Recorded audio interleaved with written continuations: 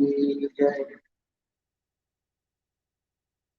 गुरुर्ब्रह्मा गुरुर्विष्णु गुरुर्देवो महेश्वरः गुरुर्साक्षात् परब्रह्म तस्मै श्री गुरुवे नमः। अखण्डमण्डलाकारं व्याप्तं येन चराचरं तत्पदं दर्शितं येन तस्मै श्री गुरुवे नमः। ध्यानमूलं गुरोर्मूर्तिः पूजामूलं गुरोर्पदं मन्त्रमूलं गुरोर्वाक्यं मोक्षमूलं गुरोर्कृपा। ब्रह्मानन्दं परम सुखदं केवलं ज्ञानमूर्तिं द्वन्द्वातीतं गगनसदृशं तत्त्वमस्यादिलक्ष्यम्। एकं नित्यं विमलमचलं सर्वधि साक्षिभूतं भावातीतं त्रिगुणरहितं सद्गुरुं तन्नमामि। ओम श्री सद्गुरुदेव भगवान की।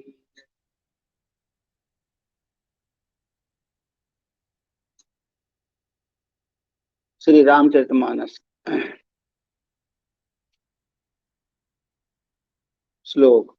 वर्णानाम अर्थ संघानां रसानां छन्दसामपि मंगलानां च कर्तारौ वन्दे वाणी विनायकौ भवानी शंकरौ वन्दे श्रद्धा विश्वास रूपिणौ याभ्यां विना न पश्यन्ति सिद्धा स्वान्तः इष्टमेश्वरम् वन्दे बोधमयं नित्यं गुरुं शंकर रूपिणम् यमाश्रितो हि वक्रो अपि चन्द्रः सर्वत्र वन्द्यते सीताराम गुणग्राम पुण्यरण्य विहारिणौ वन्दे विशुद्ध विज्ञानौ कवीश्वर कपीश्वरौ उद्भव स्थिति संहार कारणीं क्लेशहारिणीं सर्वश्रेयस्करीं सीतानतोऽहं राम वल्लभम् यन्माया वशवर्ति विश्वमखिलं ब्रह्मादिदेवासुरा यत् सत्त्वादिमृषैर् भाति सकलं रज्जौ यथा एर्भ्रमः यत्पादपल्लवमेकमेव हि भवाम्भोधे स्थितिर्षावतां वन्देऽहं तं शेषकारण परं रामाख्यमीशं हरिम् नाना पुराण निगमागम सम्मतम यत्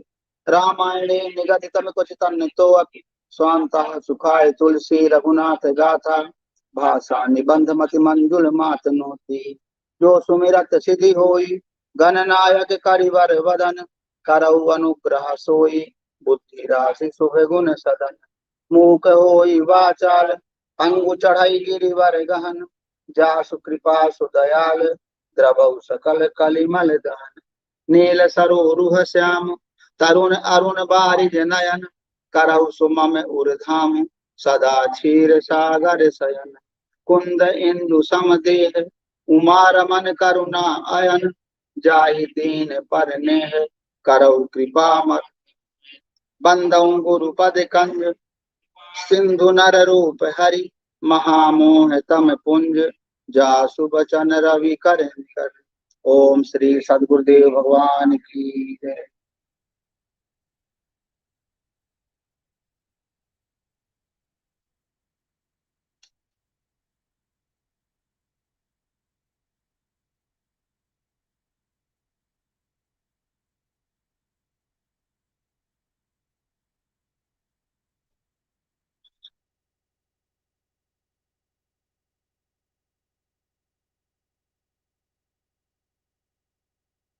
तो सब लोगों से मिल करके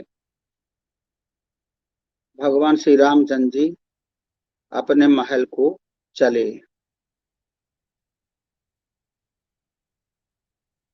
प्रभु जानी कई लजानी प्रथम ता सुगृह गए भवानी ताहि प्रबोधि बहुत सुख दीना पुन निज भवन गवन हरि लीना गवन हरि कीन्हा। शिव जी कहते हैं कि हे भवानी, प्रभु ने जान लिया कि माता कैकेयी लज्जित हो गई है, इसलिए वे पहले उन्हीं के महल को गए और उन्हें समझा बुझा कर बहुत सुख दिया। फिर श्री हरि ने अपने महल को गमन किया। तो भगवान राम रावण को मार करके अयोध्या जी आ गए हैं और सबसे मिल लिए। मिलने के बाद वो अपने महल की ओर जा रहे थे तो उनके मन में आया कि कैकेयी माता जो है वो बहुत लज्जित हो गई है। इसलिए लज्जित हो गई है क्योंकि अब उन्होंने मुझे वनवास दिया। इसलिए पहले उनके महल को गए और उन्होंने उन मतलब माता को, कैकेयी माता को अच्छी तरह से समझाया बुझाया, और फिर बहुत सुख दिया कि माता किसी प्रकार का शोक न करो, ये सब विधि का विधान है। और मैं जब मैं वन को गया तो अच्छा हुआ मेरे लिए, मुझे मैंने होता है पहले से कुछ निश्चित हो जाता है और वही बाद में घटित होता है, वही घटित हो जाता है। तो पहले से निश्चित था, कैकेयी के द्वारा काम करवाना था, तो किसी न किसी को तो उसका भार लेना ही पड़ता। तो कैकेयी माता लज्जित थी, उनको समझाया उनने, अब बहुत सुख दिया कि माता तुम्हारा कोई दोष नहीं, ये सब विधि का विधान है, जो हो गया इसमें आप कोई दुख ना करें, और जो हुआ सो बहुत अच्छा हुआ। फिर भगवान कहाँ गए? फिर श्री हरि ने अपने महल को गमन किया, फिर अपने महल में चले गए। कृपा सिंधु जब मंदिर गए, पूरे नर नारी सुखी सब भये, गुरु वशिष्ठ द्विज लिए बुलाई, आज सुघरी सुदिन समुदाय। कृपा के समुद्र श्री राम जी अपने महल को गए, फिर अपने महल को चले गए। तब नगर के स्त्री पुरुष सब सुखी हुए। गुरु वशिष्ठ जी ने ब्राह्मणों को बुला लिया और कहा, आज शुभ घड़ी सुंदर दिन आदि सभी शुभ योग है। वशिष्ठ जी उनके कुल गुरु थे, उन्होंने कहा कि आज तो बहुत शुभ घड़ी है, सुंदर दिन है और शुभ योग भी है। तो वही पहले जैसी बात है, जैसे जैसे पहले उनको सिंहासन पर बैठाने के लिए, राजगद्दी देने के लिए उन्होंने शुभ विचार किया था, ऐसे आज भी शुभ विचार कर रहे हैं, कह रहे हैं कि बहुत शुभ दिन है आज, शुभ घड़ी है और शुभ योग भी है। तो सब द्विज देहु हरस अनुशासन, रामचंद्र बैठे सिंहासन, मुनि वशिष्ठ के वचन सुहाए, सुनत सकल विप्र अति भाई। आप सब ब्राह्मण हर्षित होकर आज्ञा दीजिए, जिसमें श्री रामचंद्र जी सिंहासन पर विराजमान हो। वशिष्ठ मुनि के सुहावने वचन सुनते ही सब ब्राह्मणों को बहुत ही अच्छे लगे। अब देखिए, वशिष्ठ जी ने पहले अपनी बात, अपने विचार सब ब्राह्मणों के सामने रखे कि आप लोग आज्ञा दीजिए, और कि रामचंद्र जी सिंहासन पर बैठे विराजमान हो। तो सब लोगों ने उनका प्रस्ताव स्वीकार किया कि वशिष्ठ मुनि के सुहावने वचन सुनते ही सब ब्राह्मणों को बहुत ही अच्छे लगे, जितने ब्राह्मण लोग थे। अब वो ब्राह्मण के साथ साथ ब्राह्मण उनको भी कहते थे, जो उस समय के ऋषि मुनि थे वो सब ब्राह्मण ही थे। वो 8-9 ऋषि आते हैं, वो जो वामदेव वगैरह, वामदेव, पुला विश्वामित्री, सब, हाँ वो सब ऋषि में आते थे। वो सब बहुत अच्छे अच्छे पहुंचे हुए ऋषि थे। सब ने कहा कि बहुत अच्छा है जो आपने सोच विचार किया है, बहुत अच्छा विचार किया है, और और ये जो बहुत अच्छा, हम सब लोग इसमें सहमत हैं। कहा ही वचन मृदु विप्र अनेका, जग अभिराम राम अभिषेका, अब मुनिवर विलंब नहीं की जाए, महाराज कहा तिलक करी जाए।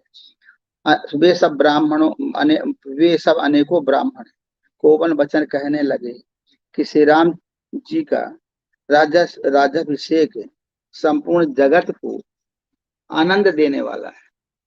मुन श्रेष्ठ, हे मुन श्रेष्ठ, अब विलंब न कीजिए और महाराज का तिलक शीघ्र कीजिए। तो देखिए, यहाँ पर जब जितने ब्राह्मण लोग थे, ऋषि लोग थे, सब लोगों ने कहा कि श्री रामचंद्र जी का राजाभिषेक संपूर्ण जगत को आनंद देने वाला, केवल उसमें अवध भर नहीं है, संपूर्ण जगत है, सब पूरा विश्व, पूरा जगत है, आप सब जगत को सुख देंगे। देखिए, जैसे ये जगत दिखाई पड़ता है, जिसमें सूर्य है, चंद्रमा है, तारे हैं, आकाश गंगा है, पृथ्वी है, ग्रह हैं, सब हैं, वो भी एक जगत है, पूरा संसार जगत ही है। ऐसे ही अपने व्यष्ट में भी एक जगत है, व्यष्ट में जगत है। तो वो व्यष्ट में जो जगत है, वो जगत क्या है? 5 तत्वों का स्थूल शरीर, 17 तत्वों का सूक्ष्म शरीर है, और जो है 25 तत्वों का, 25 प्रकृतियों का बना है, कारण शरीर बना है, ऐसा माना जाता है। पर वो अज्ञान रूप है, इससे उसको ज्यादा महत्व तो नहीं दिया जाता। कारण शरीर तो अज्ञान रूप है कि अज्ञान रूप है। तो ये पूरा विश्व है, ये पूरा जो है जगत है। हाँ, तो इस जगत को पूरे को आनंद देने वाला है। ये कह रहे हैं कि जो आप वशिष्ठ जी कौन है? वशिष्ठ गुरु है, अपने इष्ट देव है। वो कहते हैं कि अगर राम का राज्य होता है, राम सिंहासन पर बैठते हैं, तो सबको आनंद होगा। स्थूल सूक्ष्म कारण तीनों को आनंद होने वाला है। परंतु हम लोग क्या सोचते हैं कि कोई एक अवध, कोई नगर नगर है, शहर है, उसके राजा रामचंद्र जी हैं।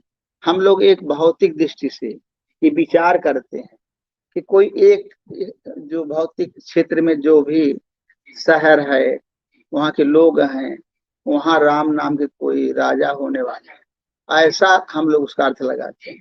लेकिन स्थूल जगत नहीं, ये सब कारण जगत में होगा। कारण जगत में रावण भी कारण जगत में है, और जो राज्याभिषेक हो रहा अवध भी कारण जगत में, राज्याभिषेक भी कारण में ही हो रहा है। तो हे मुनि श्रेष्ठ, अब विलंब ना कीजिए और महाराज का तिलक शीघ्र कीजिए। सब लोग कहते हैं कि आपके विचार बहुत अच्छे हैं, पूरे जगत को आनंद देने वाले। तो गलत थोड़ी कह रहे हैं, सब सही कह रहे हैं। अगर हम विचार करें तो हमारी सृष्टि तो यही है, हमारा शरीर ही हमारी सृष्टि के अंदर आता है, और सबको आनंद होगा। और कहीं विलंब करना कीजिए, अब महाराज का तिलक शीघ्र कीजिए। अब वो समय आ गया, वो शुभ समय आया है कि महाराज जी का तिलक करने में कोई दिक्कत, कोई विघ्न नहीं आएगा। वो शुभ घड़ी अब आ गई। तब मुनि कहे सुमंत्र सन, सुनत चले हर साई, रथ अनेक बहुबाज गज, तुरत सवारे जाए। तब मुनि ने सुमंत जी से कहा, वे सुनते ही हर्षित होकर चले। उन्होंने तुरंत ही जाकर अनेकों रथ घोड़े और हाथी सजाए। तब मुनि ने कहा सुमंत जी से, सुमंत जी मंत्री हैं, उस समय कोई राजा विशेष थे नहीं, उस समय तो वशिष्ठ जी का ही सब पूरा कंट्रोल था, शासन था। हाँ, ऐसा पहले होता था कि जो राजगुरु होते थे वो राजा के न रहने पर वही कार्यभार संभाले, क्योंकि वो बड़े बुद्धिमान, विद्वान और आत्मविद, आत्मा को समझ जानने वाले, पूरे सब प्रकार से समझदार होते थे। वो राजा के रहने पर राजा को भी अनुशासित रखते थे कि राजन ऐसे रहना चाहिए, ऐसे पैदा करना, धर्म के आधार पर कैसे राज्य चलना चाहिए, अनुशासन भी रखते थे। वही बात है। तो अब मुनि ने किसको कहा ये बात? सुमंत्र थे, मंत्री को कहा। अब मंत्री क्या करेंगे? मंत्री वे सुनते ही हर्षित होकर चले, वे प्रसन्न हो गए। सुमंत्र जी प्रसन्न हो गए। उन्होंने तुरंत ही जाकर अनेकों रथ घोड़े और हाथी सजाए। जो भी तैयारियां थी वो करने में लगे। जहां तहां धावन पठाई मुनि, मंगल द्रव्य मगाई, हरस समेत वशिष्ठ पद, मुनि सिरुनायव आई, पुण्य सिरुनायव आई। और जहां तहां सूचना देने वाले दूतों को भेजकर, मांगलिक वस्तुएं मंगाकर, फिर हर्ष के साथ जा आकर वशिष्ठ जी के चरणों में सिर नवाया। सब चीजों की तैयारी उन्होंने कर लिया, दूतों को भेज दिया, सब मांगलिक वस्तुएं मंगाया और हर्ष के साथ आकर वशिष्ठ जी के चरणों में सिर नवाया। अवधपुरी अति रुचिर बनाई, देवन सुरन सुमन वृष्टि झरि लाई, राम कहा सेवकन बुलाई, प्रथम सकन अनवावहु जाई। अवधपुरी बहुत ही सुंदर सजाई गई। अब श्री राम का राज्याभिषेक होना था, तो बहुत अच्छी तरह से अवधपुरी को सजाया गया। तो अवधपुरी कहीं कहाँ है? अवधपुरी, अवधपुरी अपने अंदर ही है। जब अपना मन सजाती गुणों से संपन्न हो जाता है और ये मोह रहित हो जाता है, इसके राजा राम बनने वाले हैं, इसको परम पद प्राप्त होने वाला है। अभी तो मोह रूपी रावण मारा गया था, तो अब मोह रूपी रावण मरने के बाद मार उसको फिर परम पद मिलता है सारा, तब परम पद प्राप्त करने की तैयारी तो अवधपुरी को बहुत सुंदर तरीके से सजाया गया है। उसको अवधपुरी क्या है, जो हम अबाधित स्थिति को प्राप्त करते हैं, जो हम परम पद को प्राप्त करते हैं, वही अवधपुरी है। अवध मतलब जहाँ बध न हो, ऐसा ऐसा क्षेत्र, ऐसा देश है, वो अवधपुरी है। अवधपुरी अति रुचिर बनाई, वो तो खुद ही अच्छी बनी हुई है, बने, लेकिन यहाँ पर बात जो चल रही है कि हम अपने अंदर की जितनी सजाती भावनाएं सबको अच्छी तरह से सजाया गया है, कहीं दोष न रहने पाए, कहीं कोई बुराई न रहने पाए, कहीं किसी प्रकार का कोई ईर्षा द्वेष न रहने पाए, साफ समाप्त होकर के और फिर रामचंद्र जी को राजा बनाया जाए, राजाभिषेक किया जाए। देवन सुमन वृष्टि झड़ी लाई, देवताओं ने पुष्पों की वर्षा की झड़ी लगा दी।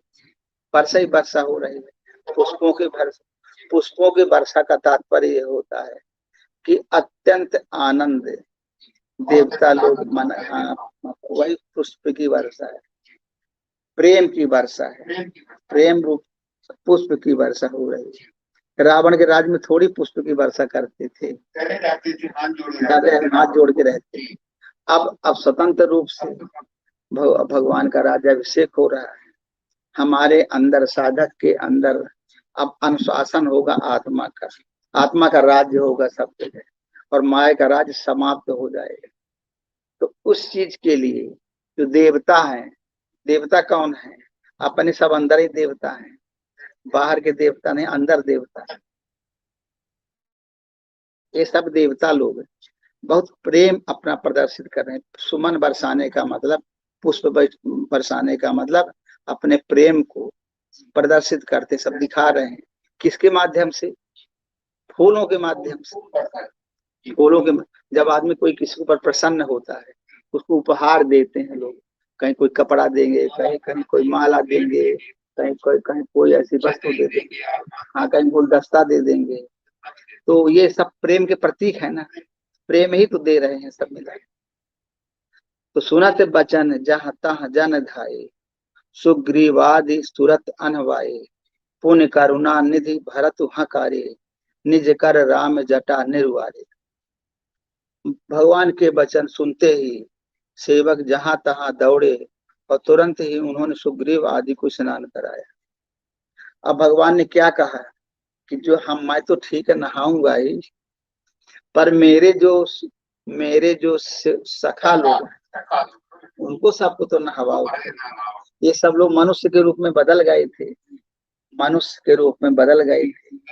तो अब जो ये जितने बानर थे, भालू थे, विभीषण आदि से, वो सब मनुष्य के रूप में हो गए। और अब इसलिए ऐसा कहा जाता है कि मन की भावनाएं हैं, मन के विचार हैं, मन से ही आदमी राक्षस बनता है, मन से ही आदमी बानर बनता है, मन से आदमी भालू बनता है, मन से सब अच्छा सब होता है।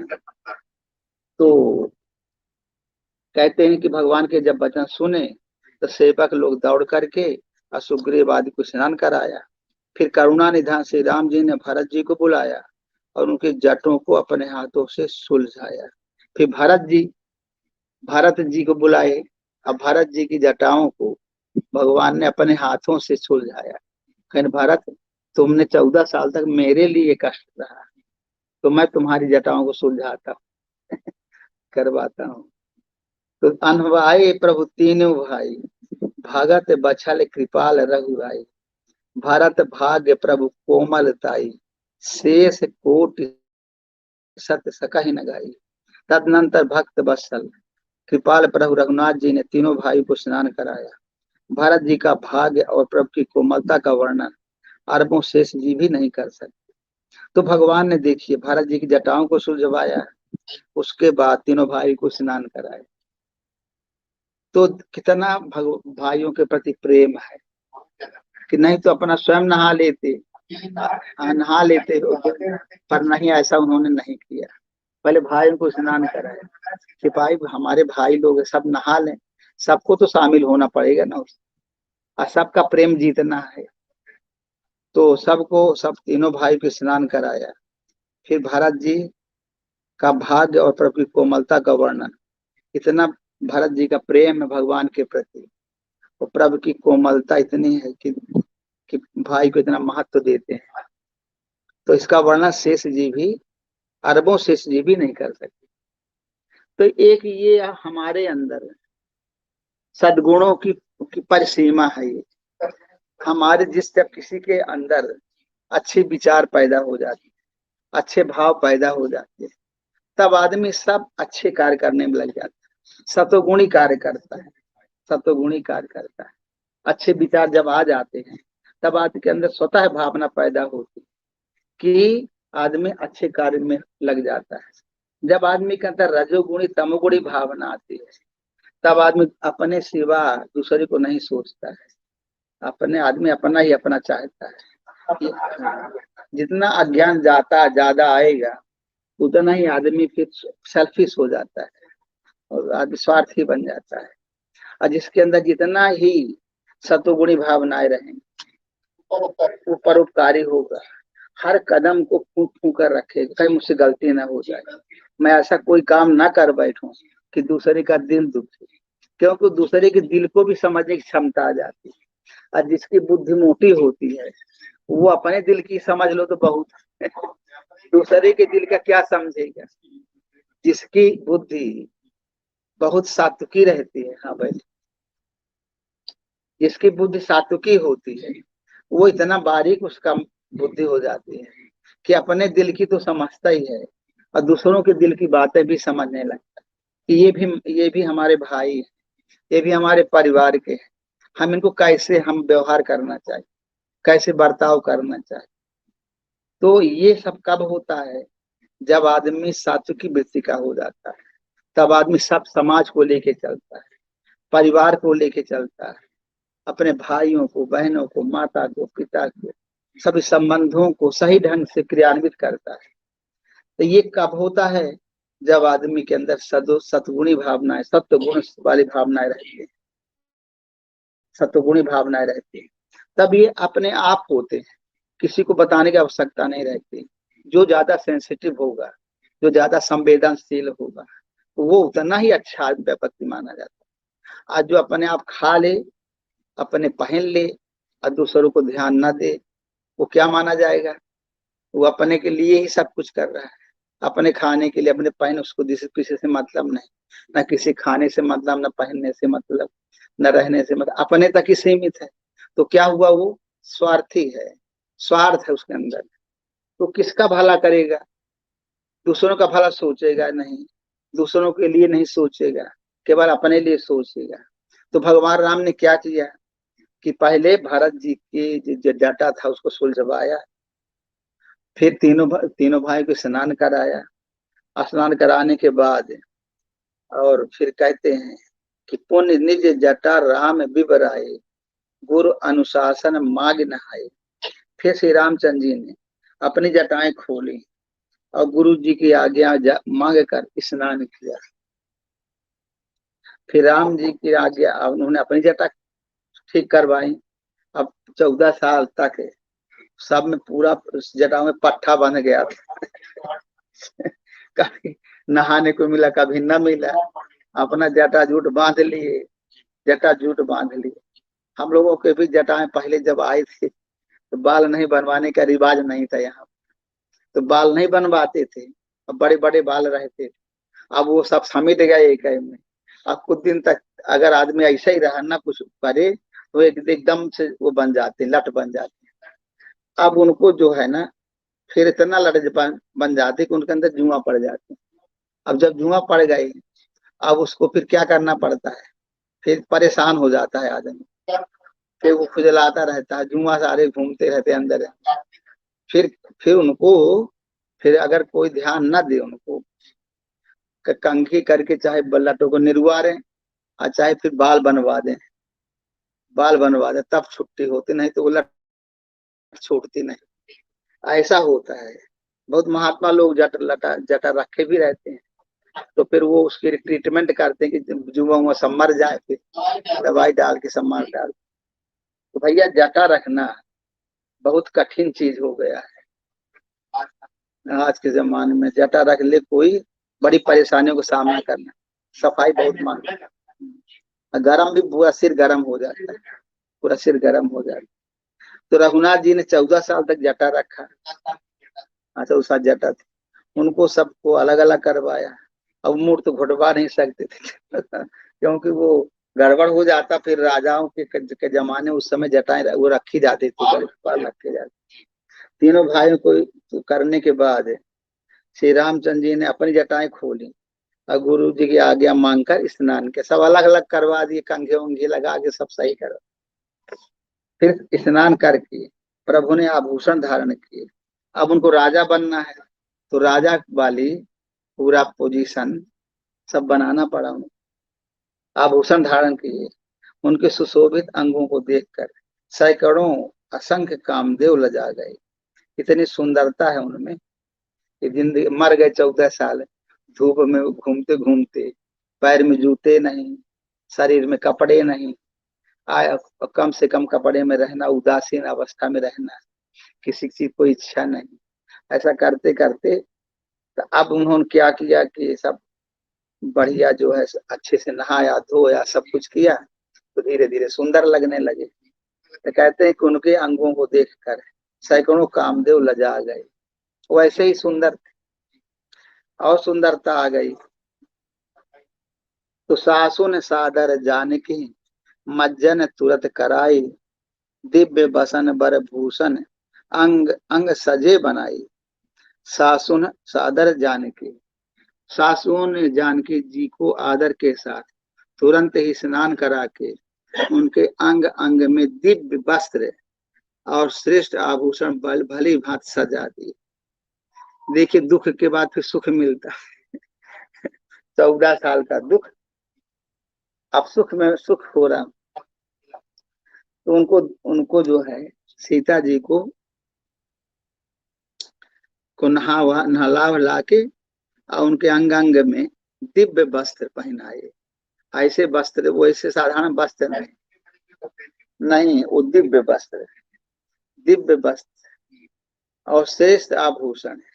देखिए, एक बार जब भगवान राम चित्रकूट में थे, अनसुईया माता ने हाँ सीता जी को दिव्य वस्त्र पहनाए थे। तो क्या कहा, क्या चौपाई उसमें आती है, दिव्य बसन भूषण पहनाए नित नव नूतन अमल सुहाए।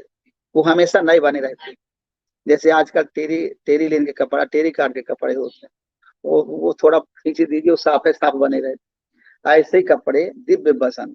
तो दिव्य बसन क्या है, दिव्य वस्त्र क्या है? दिव्य वस्त्र मतलब होते हैं अलौकिक वस्त्र। अलौकिक, इस लोक में नहीं है वो वस्त्र। तो वो जो जो दिव्य वस्त्र जो है, दिव्य जो कपड़े हैं, वो ऐसे ऐसे कर्मों से आदमी युक्त हो जाए, हमारे कर्म ऐसे हो जाए कि दिव्य वही वस्त्र है। हमारे कपड़े, हमारे वस्त्र, हमारे भूषण, वो दिव्य है सब। वो सब ऐसे वस्त्र नहीं पहना जो संसार के लोग पहनते। हमारे कर्म, हमारे विचार, हमारी बुद्धि, हमारा ज्ञान सब लौकिक ना होके अलौकिक हो जाए, वही सब कपड़े और आभूषण। ये संसार वाला नहीं कि हम भाई आए, हमारी बहनी आए, ये कपड़ा आया, ये टेरी लेना है, टेरी काट है, ये जो है वो है कौन कपड़ा होता, खादी ग्राम उद्योग वाले कपड़ा है, ये जो फलाने कपड़े हैं, ऐसा कपड़ा नहीं पहनाए। दिव्य वसन भूषण पहनाए, दिव्य वस्त्र पहनाए, अब दिव्य आभूषण पहनाए। वो दिव्य आभूषण वस्त्र जो है, नाना प्रकार के दिव्य कर्म और दिव्य विचार, सब सब मतलब दिव्य का मतलब अलौकिक है, जो जो इस लोक में नहीं होता है, वो चीजों से सुशोभित है। ऐसे ही राम को भी ऐसे आभूषण पहनाए गए, ऐसे सीता जी को पहनाए गए, वो आभूषण है। एक गोस्वामी जी बात कहने के जब दोहा बनाते हैं तो जगह जगह में अध्यात्म को भरते चले जाते हैं। कहीं ऐसा नहीं कहते हैं कि ऐसे ही ये सोने के पहना दिए कि मणियों के पहना दिए, ऐसा नहीं बताते। दिव्य वस्त्र पहनाए, तो उस चीज की ओर इशारा करते हैं। तो राम बाम दिश शोभति, रमा रूप गुण खाने, देखी मातु सब हरसी, जन्म सुफल निज जाने। श्री राम जी के बाईं ओर रूप और गुणों की खान रमा श्री जानकी जी शोभित हो रहे हैं। उन्हें देखकर सब माताएं अपना जन्म सफल समझकर हर्षित हुई। तो राम के बाईं ओर रूप और गुणों की खान श्री जानकी जी शोभित हुई। अब जानकी जी श्री राम जी के बाईं ओर बैठ गई। हाँ, अभी शोभित हो रही हैं और उन्हें देखकर सब माताएं अपना जन्म सफल समझकर हर्षित हुई। सबको प्रसन्नता हुई, इतना सुंदर, इतना दिव्य सब काम हो रहा है। तो सब माताएं हैं कौन? ये जब जब सब चीज दिव्य है तो माताएं भी दिव्य ही हैं। तो भक्ति रूपी कौशल्या है, सुमति जो सुंदर बुद्धि है सुमित्रा है, जो कर्म कैकेयी है, जो हमारे अच्छे दिव्य कर्म हैं वो कैकेयी। सब कर्म पहले साधना में सहयोग करते थे, अब हमारे कर्म दिव्य हो गए। तो वो सब कर्म है, ये सब अपना अपना जन्म सफल कर बहुत हर्षित है। सब जगह प्रसन्नता का ही वातावरण है। जब कोई साधक परम पद को प्राप्त करने के योग्य बन जाता है तो उसके सब कर्म दिव्य हो जाते हैं। उसकी सब पूरा सब जगह अच्छे विचार, अच्छी भावना, सब में परिवर्तन होने लगता है। सुन खगेश तेहि अवसर, ब्रह्मा शिव मुनि वृंद, चढ़े विमान आए सब, सुर देखन सुख कंद। काकभूषुंड जी कहते हैं कि हे पक्षीराज गरुड़ जी सुनिए, उस समय ब्रह्मा जी, शिव जी और मुनियों के समूह तथा विमानों पर चढ़कर सब देवता आनंद कंद भगवान के दर्शन के लिए आए। तो काकभूषुंड क्या कह रहे हैं कि हे गरुड़ जी, देखिए कथा जो चल रही है कई जगह चल रही है। अब काकभूषुंड जी किससे कह रहे हैं? ये पक्षीराज गरुड़ जी से कह रहे हैं। उधर शंकर जी किससे कह रहे हैं? पार्वती जी से कह रहे हैं। उधर भारद्वाज किससे कह रहे हैं? जागवल्क ऋषि कह रहे हैं भारद्वाज। अच्छा, उधर गोस्वामी जी कह रहे हैं। सब भक्तों से, समाज से कह रहे हैं। चार जगह कथा चल रहा है। अब कहीं कहीं पर हर जगह हर प्रकार की बातें आ जाती। तो कहते हैं कि हे पक्षीराज गरुड़ जी सुनिए, उस समय ब्रह्मा जी, शिव जी और मुनियों के समूह विमानों पर चढ़कर सब देवता आनंद कंद भगवान के दर्शन करने के लिए आए। सब भगवान के दर्शन करने के लिए आ रहे हैं। अब भगवान का दर्शन करना क्या है?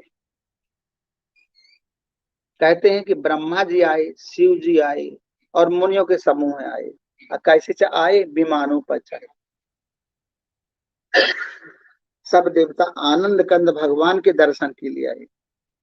अब बताइए, सब विमान में चढ़ के आते हैं। अब सबके पास विमान है। हम लोग सोचते थे कुबेर के पास ही रहा होगा खाली, और सब देवताओं के पास अपने स्पेशल विमान रखे। तो विमान क्या है?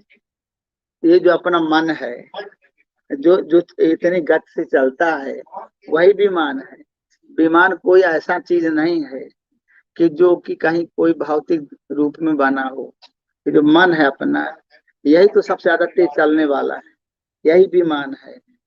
तो कहते हैं कि सब लोग विमानों पर चढ़कर, माने मन के द्वारा सब देवता आनंद कर भगवान के दर्शन के लिए आए।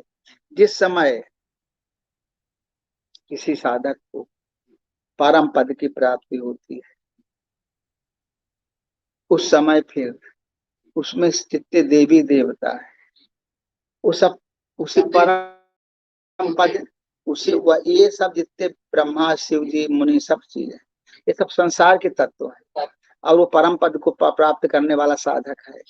तो सब उसको उस आनंद कंद भगवान के दर्शन, वो परम पद है, उसको सब लोग जब कोई साधक प्राप्त करता है तो सब लोग उसको सिर नवाते हैं, सब लोग उसका दर्शन करते हैं, सब लोग उसके समझ लीजिए प्रसन्न होते हैं क्योंकि इन सब लोगों के सहयोग से ही वो चीज प्राप्त हुई।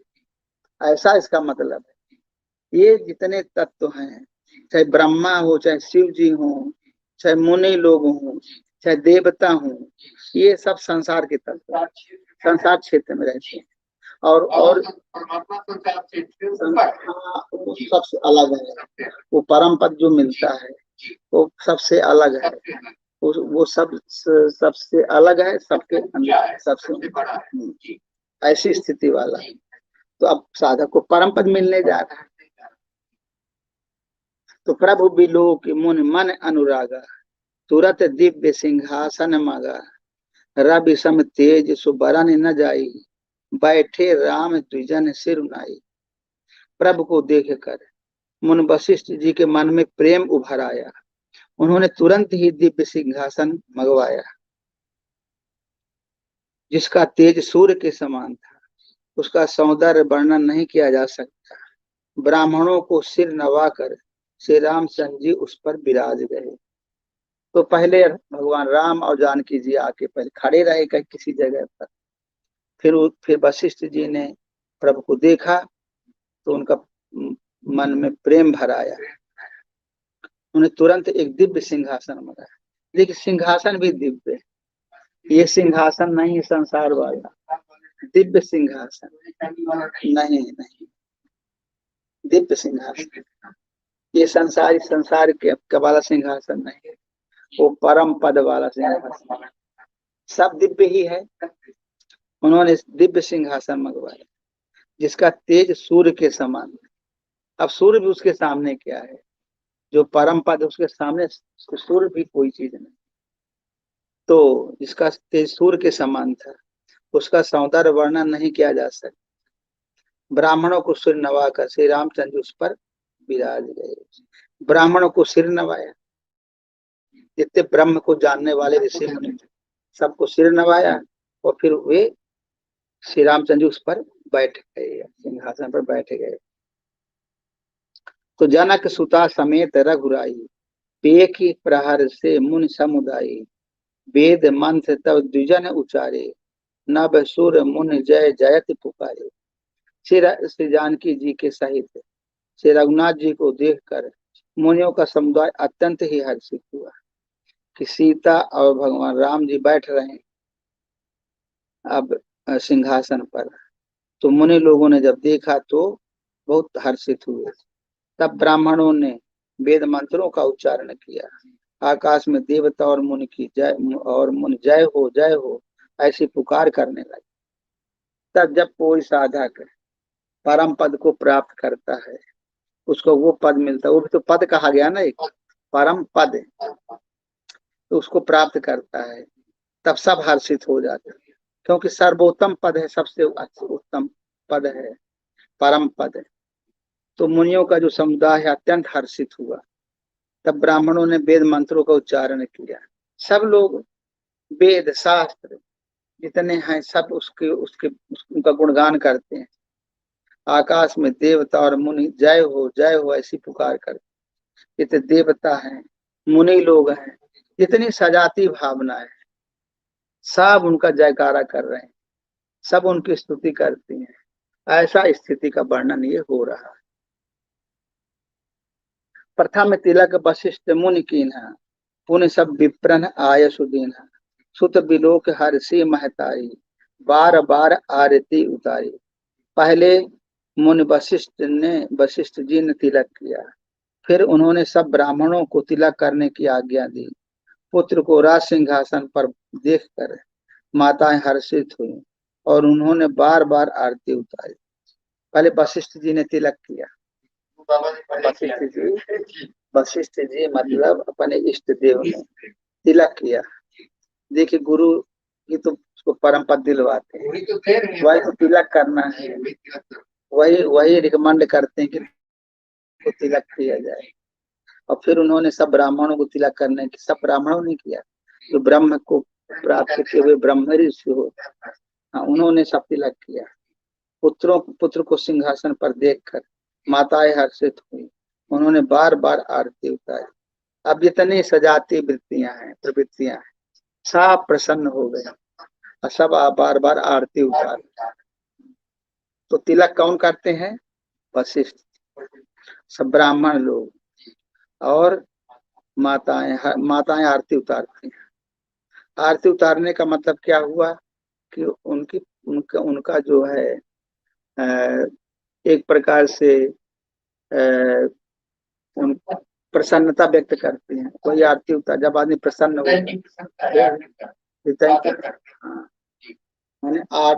आरती होता है आर्त स्वर से, और उनका गुणगान करने का नाम आरती है। तो आर्त स्वर से मान प्रेम से उनका बारंबार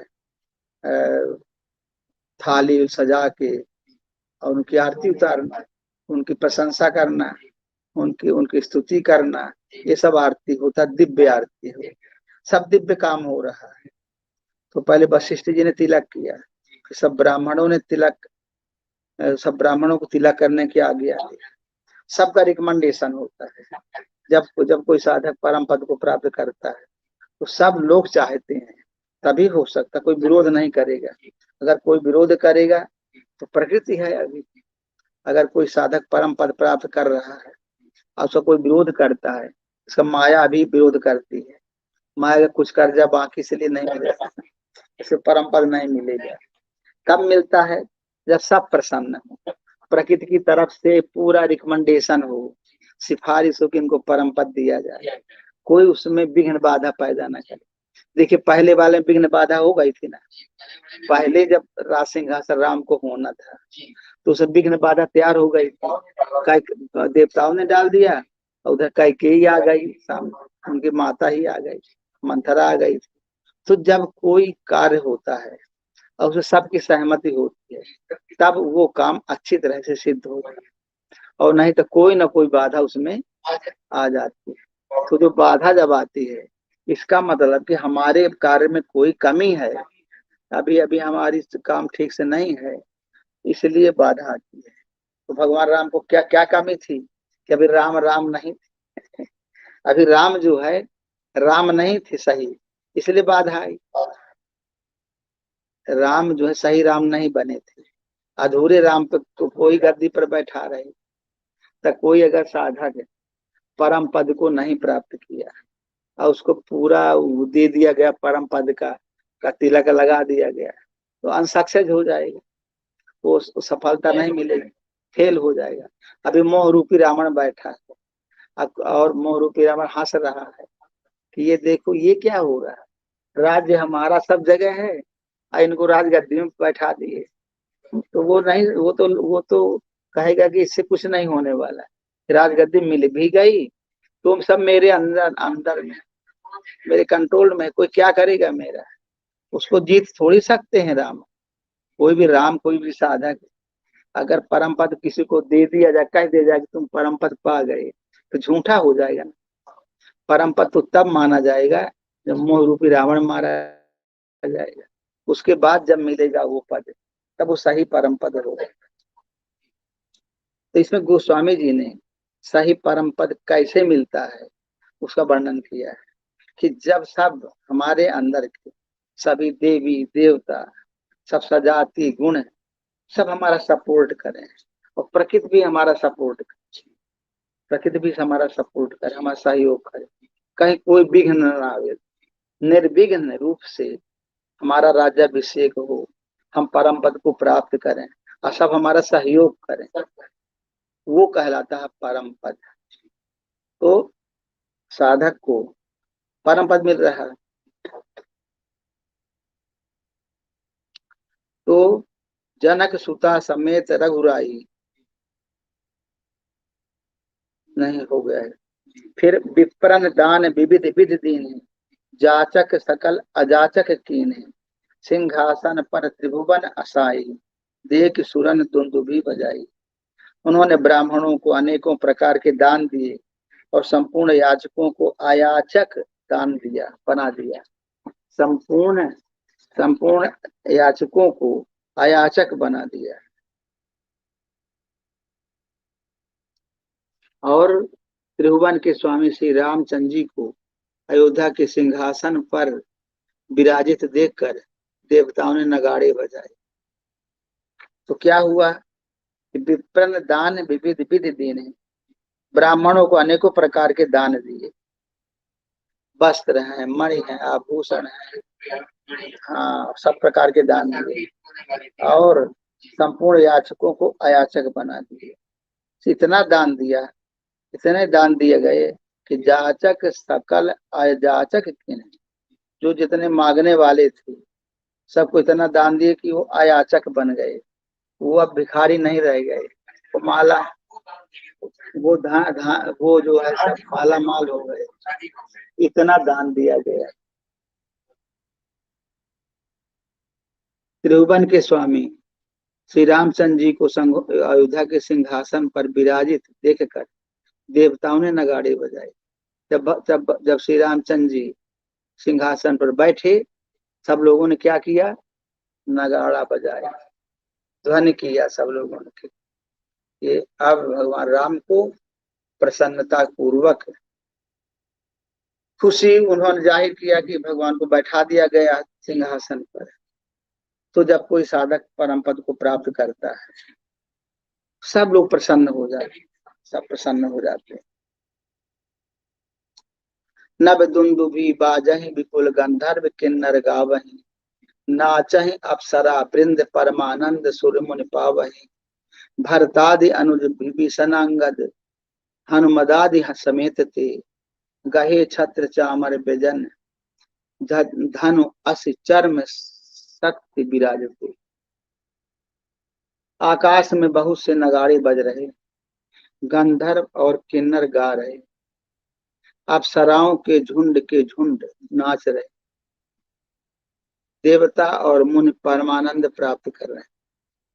भरत और लक्ष्मण और शत्रुघ्न जी, विभीषण, अंगद, हनुमान और सुग्रीव आदि सहित क्रमशः छत्र, चंवर, पंखा, धनुष, तलवार, ढाल और शक्ति लिए सुशोभित हैं। तो जब भगवान राम बैठे सिंहासन पर, तो सब जगह आनंद ही आनंद हो रहा है। आकाश में बहुत से नगाड़े बोल रहे हैं, बज रहे हैं। अब आकाश में कहाँ बजेंगे नगाड़े? आकाश तो अपना जो अंतःकरण है वही आकाश है, वहीं पर सब खुशियां मनाई जा रही। अपना अंतःकरण खुशी से भर गया। गंधर्व और किन्नर गा रहे हैं, जो शरीर के अंदर की जो सजाती भावनाएं सब प्रसन्न है। अप्सरों के झुंड नाच रहे हैं, जो अप्सराएं हैं वो नाचती हैं।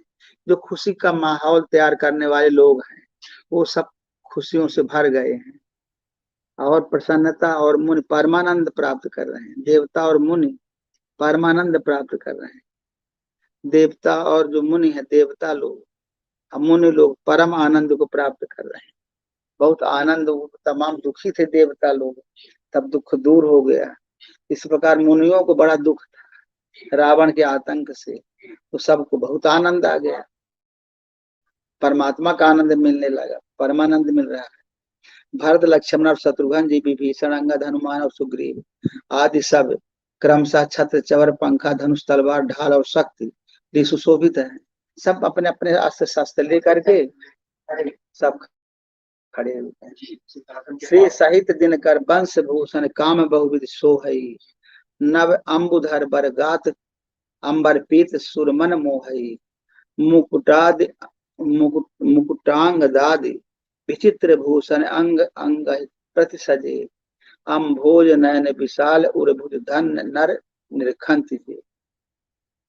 श्री सीता जी सहित सूर्यवंश के विभूषण श्री राम जी के शरीर में अनेकों कामदेवों की छवि शोभा दे रही है। नवीन जलयुक्त मेघों के समान सुंदर श्याम शरीर पर पीतांबर देवताओं के मन को भी मोहित कर रहा है। मुकुट बाजूबंद आदि विचित्र आभूषण अंग अंग में सजे हुए, कमल के समान नेत्र हैं, चौड़ी छाती है, लंबी भुजाएं हैं, जो उनके दर्शन करते हैं वे मनुष्य धन्य हैं। तो भगवान राम का सुंदर शरीर जो है, तमाम तमाम आभूषण पहने हुए हैं और बहुत सुंदर लग रहे हैं। अनेक शरीर में अनेकों कामदेव की छवि शोभा दे रही है। सीता जी की भी यही छवि शोभा दे रही है। और जो है मेघों के समान सुंदर श्याम शरीर पर पीताम्बर पहने। अब नीला शरीर था भगवान, नीला बताया जाता है, और पीताम्बर पहने हुए हैं। अब मुकुट बाजूबंद आदि विचित्र आभूषण है, अंग अंग में सजे हैं, कमल के समान नेत्र हैं, चौड़ी छाती और लंबी भुजाएं हैं, जो उनके दर्शन करते हैं वे मनुष्य धन्य है। तो भगवान की स्थिति का वर्णन किया गया है, सगुण ध्यान की स्थिति का वर्णन किया गया है। भगवान कैसे हैं और उनकी शोभा कैसी है। वह शोभा समाज सुख कहत न बनई खगेश, बरनई सारद शेष सुख जो रस जान महेश। हे पक्षीराज गरुड़ जी, वह शोभा, वह समाज और वह सुख मुझसे कहते नहीं बनता। सरस्वती जी, शेष जी और वेद निरंतर उसका वर्णन करते हैं और उसका रस महादेव जी ही जानते हैं। तो महादेव जी उस रस को जानते हैं। महादेव जी तो जान रहे हैं कि ये परब्रह्म परमात्मा है, और वह शोभा, वह समाज और सुख मुझसे कहते नहीं बनता है। पक्षीराज कहते हैं, हे पक्षीराज गरुड़ जी, वह शोभा, वह समाज और वह सुख। तो वो कहते हैं सब स्थूल शरीर में कुछ नहीं हो रहा है, ये सब तो सूक्ष्म और कारण शरीर में हो रहा है। तो ये हम कुछ कह नहीं सकते, कुछ कहते बनता नहीं। कहना तो हमको स्थूल शरीर की दृष्टि से पड़ेगा, लेकिन हो रहा सब कारण शरीर। तो मैं कैसे इसको वर्णन करूं। सरस्वती जी और शेष जी और वेद निरंतर उसका वर्णन करते हैं, और उसका रस महादेव जी ही जानते हैं। तो सरस्वती जी, शेष जी, सब लोग और वेद उसका वर्णन करते हैं, लेकिन उसका रस जो है महादेव जी ही जानते हैं। उसके आनंद का जो अनुभव है वो महादेव जी ही जानते हैं। इस प्रकार से ये कथा चल रही है साधक की, कैसे साधक परम आनंद की अनुभूति करता है। भिन्न भिन्न अस्तुत करी गए सुर निज निज धाम, बंदी बेस वेद सब तब आए जहाँ श्री राम। सब देवता अलग अलग स्तुति करके और अपने अपने लोक को चले गए। तब भाटों का रूप धारण करके चारों वेद वहां आए, श्री राम जहाँ श्री राम जी थे। प्रभु सर्वज्ञ कीन है, अति आदर कृपा निधान है, लखे न काहू मरम कछु लगे लगे करण गुणगान। कृपा निधान, सर्वज्ञ प्रभु ने उन्हें पहचान कर उनका बहुत ही आदर किया। इसका भेद किसी ने कुछ भी नहीं जाना। वेद गुणगान करने लगे। हाँ, वो चार वेद जो है, चार बंदी जन बन गए। हाँ, आ गए और चारों वेद वहां आए जहाँ श्री राम जी थे। प्रभु कृपा निधान सर्वज्ञ प्रभु ने उनका बहुत ही आदर किया। इसका भेद किसी ने भी नहीं जाना। इसका भेद कोई जान नहीं पाया है। वेद गुणगान करने लगे भगवान। तो जय सगुण निर्गुण रूप, रूप अनूप भूप शिरोमणे, दस्कंधरादि प्रचंड निश्चर प्रबल खल भुजबल हने, अवतार नर संसार भार विभंज, दारुण दुख दहे, जय पनर्थ पाल दयाल प्रभु संयुक्त शक्ति नमा महे। हे सगुण और निर्गुण, हे अनुपम रूप लावण्य युक्त राजाओं के शिरोमणि, आपकी जय हो। आपने रावण आदि प्रचंड बल और दुष्ट निशाचरों को अपने भुजाओं के बल से मार डाला है। आपने मनुष्य अवतार लेकर संसार के भार को नष्ट करके अत्यंत कठोर दुखों को भस्म कर दिया है। हे दयालु, हे शरणागत की रक्षा करने वाले प्रभु, आपकी जय हो। मैं शक्ति सहित शक्तिमान आपको नमस्कार करता हूं। तो जितने थे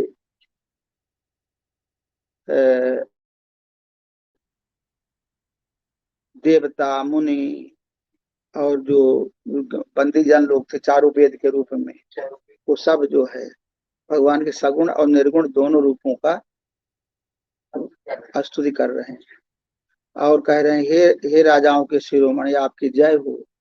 आपने रावण को मारा और प्रबल दुष्ट और निशाचरों को अपनी भुजाओं के बल से मार डाला। रावण आदि और उसकी पूरी सेना को, जो राक्षस थे, सबको मार डाला। आपने मनुष्य अवतार लेकर संसार के भार को नष्ट करके अत्यंत कठोर दुखों को भस्म कर दिया है। सबसे बड़ा दुख क्या रहा? रावण।